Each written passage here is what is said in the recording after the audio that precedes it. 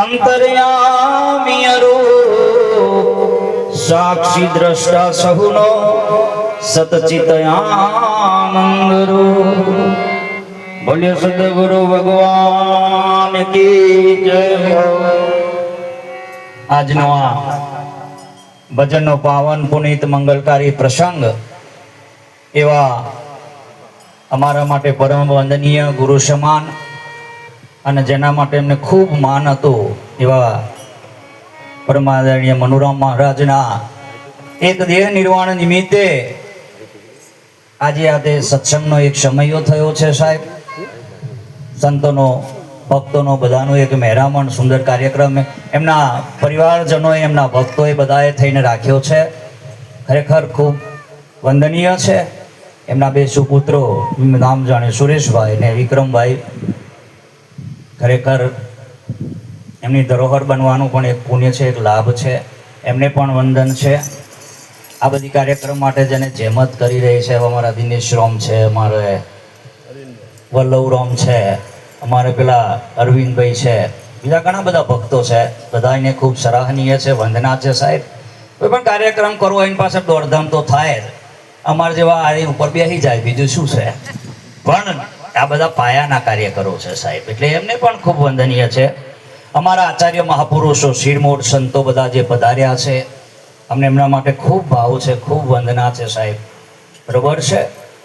ખરેખર એ આપણા સૌના માર્ગદર્શક છે, આપણા ઈષ્ટ છે, આપણા બધાના આરાધ્યક છે, અને આપણને બધાને એમના માટે સન્માન હોવું જરૂરી છે સાહેબ। આપણે બધા એક જ ઘરના, એક જ પરિવારના બધા માણસો છીએ, કદાચ ભક્તો છીએ, પણ ખરેખર આપણે ખૂબ આ સમાજને જે સાચો રાહ બતાવી રહ્યા છે, જે અધ્યાત્મના શિખરોને ઊંચે લઈ જાય છે, બધા મહાપુરુષોને ખૂબ વંદન છે। આપણે ખરેખર હમણાં મહારાજે વાત કરી, લક્ષ્મણદાસ મહારાજે વાત કરી, બધા આગળના મહાપુરુષે વાત કરી, ખૂબ સારી બાબતો છે।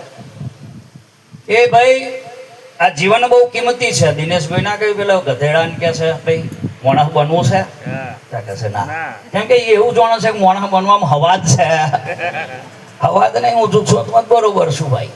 ત્યારે અમારે એક ભગત હતા ને બહુ તમાકુ ખાતા હતા, અને એમના ઘરવાળા બધા કે બાપુ કોને તમાકુ ના ખાય, કોને તમાકુ ના ખાય, મેં ખાવા દો ને, જે ખાવા હાથ પાર આવી જશે, બીજું શું થવાનું છે, બરોબર છે।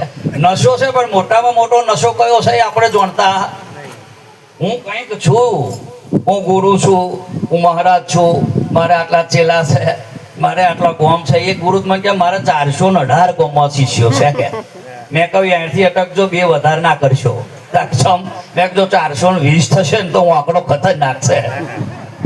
એટલે એના એ બધું જે બેઠેલું છે ને, એ બધું એના કરતો પેલો નશો બહુ અસર, બહુ નુકસાન નહીં કરતો, પેલો વધારે કરે। ભાઈ મેં કહ્યું ભાઈ ના તું તમાકુ ખાઈશ, છોડી દે। એટલે ગધાડા તમાકુ નહીં ખાતા, બાપુ એ ગધાડા છે ને એટલે જ નહીં ખાતા, કે મોણા હોત તો ખાતા હોત। એટલે માણસને માણસ બનવું બહુ મુશ્કેલ બાબત છે એમ, માણસ બનાવ આ સંતોની જે ભાવના છે મનુષ્ય બનવાની, દેવત્વ મનુષ્યમાં ઉદિત થાય, નારાયણ મનુષ્યમાં પ્રગટ થાય, સદગુરુ મહારાજના દેદાર કોઈ મનુષ્યમાં આવે। એટલે પશુથી પ્રભાત મહારાજ કે ને ભાઈ પશુથી મનુષ્ય કીધો, 84થી કાઢી લીધો, ખોરે ગુરુએ લીધો, ગુરુ મારે ઘેર આવ્યા સાહેબ, બરોબર। એ સમજણરૂપી ઘરમાં આવ્યા તારે ખ્યાલ આવ્યો। એટલે આપણને બધાને મનુષ્ય તો જો બખ્યું હોય તો આપણા ગુરુ મહારાજે બખ્યું છે સાહેબ, બાકી આપણને તો કશું ભોન નતું એમ। ધન્યવાદ એમને છે। એટલે આ અવસર એટલો બધો કિંમતી છે, જેને નરસિંહ મહેતાએ રત્ન ચિંતામણી જેવો કહ્યો છે બાપ, મોંઘો અવસર મળ્યો છે। દેવતાઓ જેની ઝંખના કરતા હોય, દેવતાઓ જેની પાસે જે માગણી કરતા હોય કે પ્રભુ એક વખત મનુષ્ય બનાવો, આ સંસારમાં તમે ગમે ત્યાં હશો તો અમે તમને હોધી લઈશું, પણ મનુષ્ય બનાવો। તમારે મારે પ્રાર્થના કરવાની જરૂર નથી, ઓલરેડી આપણને મળ્યો છે, હવે માલવાનું છે, બીજું કશું કરવાનું હવે માલવાનું છે। જે માલવાનું છે એ ત્યારે થાય કે દોંત કચેડવાના બંધ થાય। આપણે કહીએ બધે ભગવાન છે, બધે ભગવાન છે, પણ એને દેખાવું જોઈએ ને સાહેબ।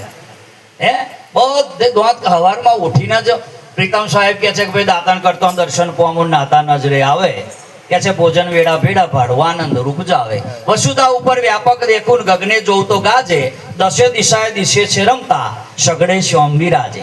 આ ઉચ્ચાર થાય કે બધામાં નારાયણનું સ્વરૂપ પ્રગટ છે।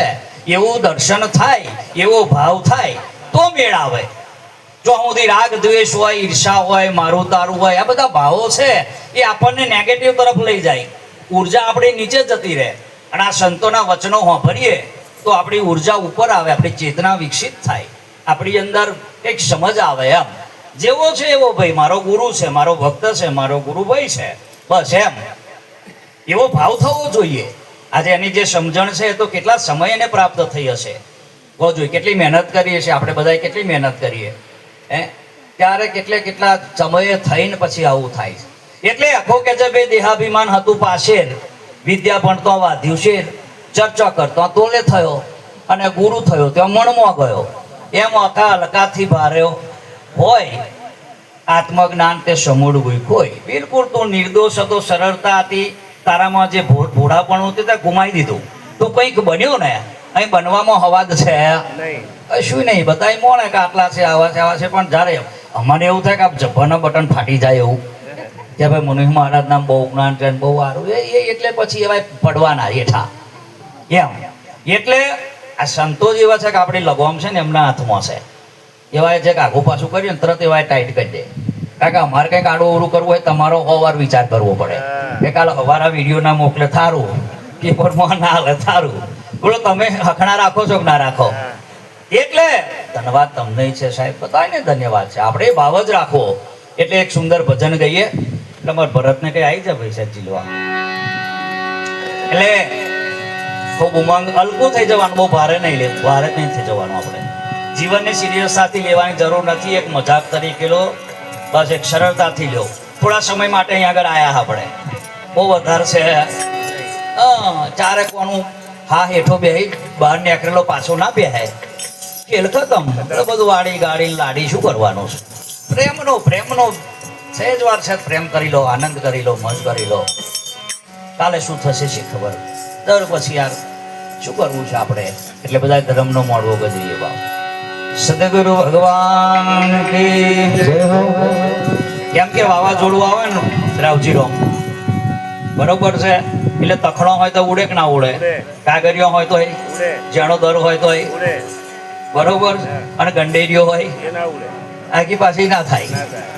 જે ભારે થઈને બેઠા છે ને એમ નામ ના આવે કશું, હલકા થયા છે એને કશું ના હોય. એમાં ડોલતા રહે, ઉપાય થઈ જાય. અમે એક જગ્યાએ ભજન કરવા ગયા ખીજલપુર, તે જેમ તો ભજન હતું ને એને પેલા ઘરવાળા જો નહીં બનતું હોય તે નતા બોલાયા.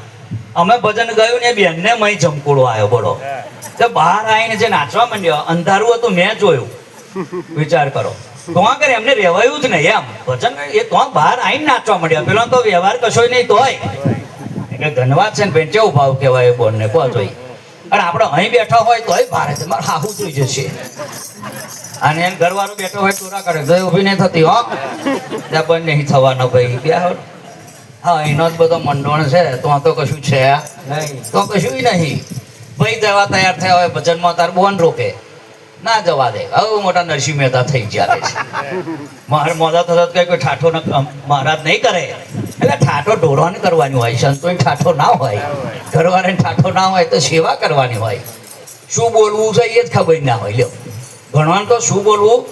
એક ભાઈ પૈણીની બેનને લાયા, બેન ગ્રેજ્યુએટ થયેલો, એમએડ થયેલો હતા, બીએડ થયેલો હતા, બહુ ભણેલો પણ ગણેલો નહીં. બરોબર, ઘણા ડોક્ટર ડિગ્રીઓ હોય પણ અનુભવ ના હોય, શું કરવાનું? અનુભવ હોવો જોઈએ ને. અહીં મહિમા છે અનુભવનો, એમાંથી ગુજરેલો છે, એમાં પસાર થયેલો છે, એની ભૂમિકા, એ સુગંધ એને વાત એને આવેલી હોવી જોઈએ સાહેબ. પણ એને લાયો એટલે બેનને કરિયાવરમાં બાપાએ ખાસું બધું આપેલું. મહારાજ ખાસું પૈસા વાળો હોય એટલે હાલે, ટીવી, ફ્રીજ, ગરગનટીન, વોશિંગ મશીન ને ગાડી બધું વાળ્યું. પેલી બેનને કશું જરૂર પડે ને એટલે શું કહે, હોભરો છો ને ચેતન, પેલું મારું ફ્રીજમાંથી છે ને બાટલો પાણીનો લાવો, મારું ફ્રીજ એવું કે એમાં બેટી. પછી કે હોભરો છો ચેતન, પેલું મારું ટીવી ઓન કરો ને છે, મારું ટીવી ઓન કરો. પછી કે છે મારે પેલી ગાડીની ચાવી લાવો ને, બરોબર છે, મારું મારું મારું. એટલે પેલે વિચારે આ તો બધાય મારું મારું કે, મને તો ગણતી જ નથી. અને હું ના હોત તો એ કઈ છી વાત કે છે.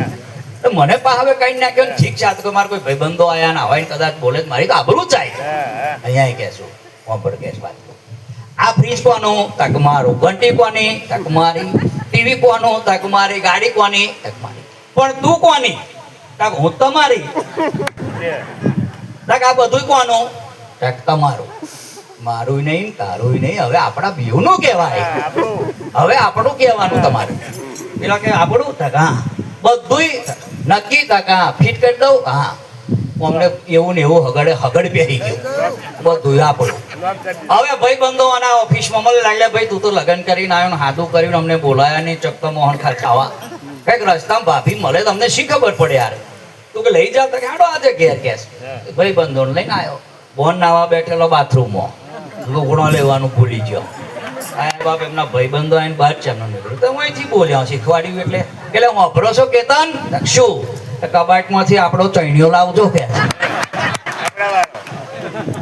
ભારે કરી પેલી ગાડી જ આબરું પીળો કે છે એટલે હયારો પહેરો છો કે એટલે આ નહીં ભાઈ કે કેવું જાય લાયો હારા કે આ ભણશું શીખવાડે આવે ભાઈ હંસા વાણી જેની અમૃત જેવી પીતો આવે અમીના ઓડકાર દુર્લભ એવા સંત ને જેની વાણી એવી અમૂલ્ય હોય એવી જેને એમ થાય કે વાપરવા જેવી હોય હા કોયલ એક ડાર ઉપર બેઠી હતી કાગડો ઉડતો આવ્યો હું ઓફિસ જઈ લઉં પરસેવો પડી જઈ લો એ કોયલ કે શું થયું કાગડા ભાઈ ચમ આવું તા કે ઉગમણા ભાગમાં ગયો હતો શું કરવા તા કે ઉપદેશ કરવા અરે તે શું થયું કે જવા તો બહુ રાશિ લોકો મને તો ઢેખલાટ્યો કે છે ગારો પડી પાછો આવ્યો પછી શું કર્યું તા કે પછી આથમણા ભાગમાં જોતો કે એ તોય ઢેખલાટ્યો આમ જોતો તોય ઢેખલાટ્યો તા કે હવે શું કરવું એક દિશા બાકી રહી આ દિશામાં જવું છે કોયલ કે ના જશો તોય તમને ઢેખલાટ છે કે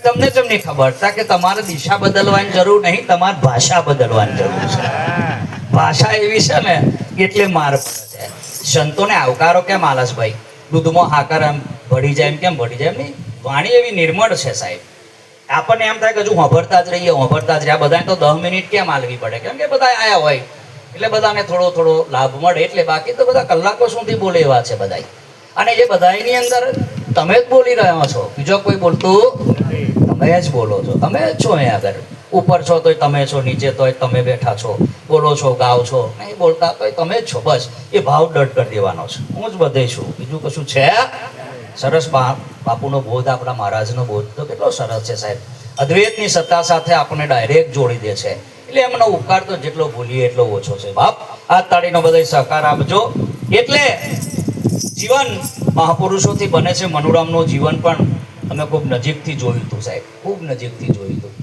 એવો નિર્મળ ને નિરાળો પુરુષ હતો સાહેબ નિષ્ઠાવાન હતો પરમારથી હતો ઊંચે બેહવાની ઊંઝાવાની કોઈ એને કોડ ભાવ નતા અને એવા પુરુષો બહુ ગમે ભલે ને એમનો પ્રચાર હોય ના હોય ને હાથે અમારે લેવા દેવા નહીં વાડે રહેતા હોય ભિક્ષા માગીને ખાતા હોય રોડની ધારે રહેતા હોય પણ અહીં જે આવી ગયા ને એ કોઈ દર જાય કદાચ મળવાનું થાય કે ના થાય એ વસ્તુ અલગ છે ભાઈ અમારો ને એમનો ભાવ એક જ છે બરોબર પણ અહીંથી જે આવ્યા હોય એ કોઈ દર ના જાય મહાપુરુષો અમુક એવા આખી જિંદગી મળ્યા નહીં છતાંય પણ એકબીજાના પ્રત્યે સન્માનની ભાવના લાગણીની ભાવના ક્યારેય ઓછી થઈ નહીં ગાંધીજીને રમણ મહર્ષિ એક સમયમાં થયા ગાંધીજી પાસે જે આવે બધા મહર્ષિ પાસે મોકલે મહર્ષિને મળ્યા પછી કે બાપુને કંઈ કહેવું છે તો કશું કહેવાની જરૂર નહીં કેમ કે જે સત્તા અહીં કોમ કરે છે એ સત્તા તો કોમ કરે છે એક જ સત્તા કોમ કરતી હોય તો સંદેશાની કશી જરૂર છે નહીં આ કે જીવન